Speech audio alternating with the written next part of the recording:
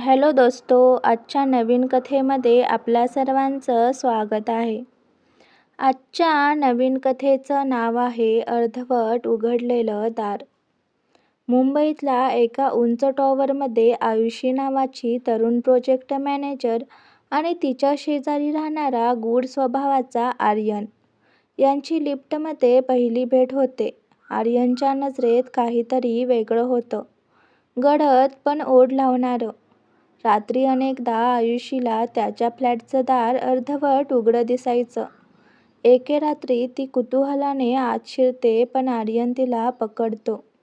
तो तिला सांगतो की भूतकाळात माझी पत्नी अपघातात गेली आणि त्या आठवणींच्या खोलीचं दार तो कधीच पूर्ण बंद करू शकला नाही. हळूहळू दोघांमध्ये जवळीक वाढते. हलके स्पर्श, नजरेतलं आकर्षण, पावसाळी संध्याकाळ, झालेलं पहिलं चुंबन.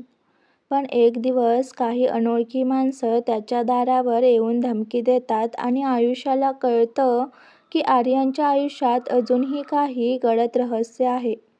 शेवटी आर्यन ते दार पूर्ण उघडतो. आत पत्नीच्या आठवणी, फोटो आणि एक न उघडलेलं पत्र.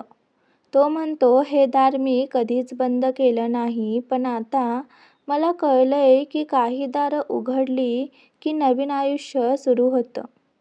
दोघं एकमेकांना मिठी मारतात आणि आयुषीला जाणवतं की हा फक्त प्रणय नव्हे, तर एक नवी सुरुवात आहे.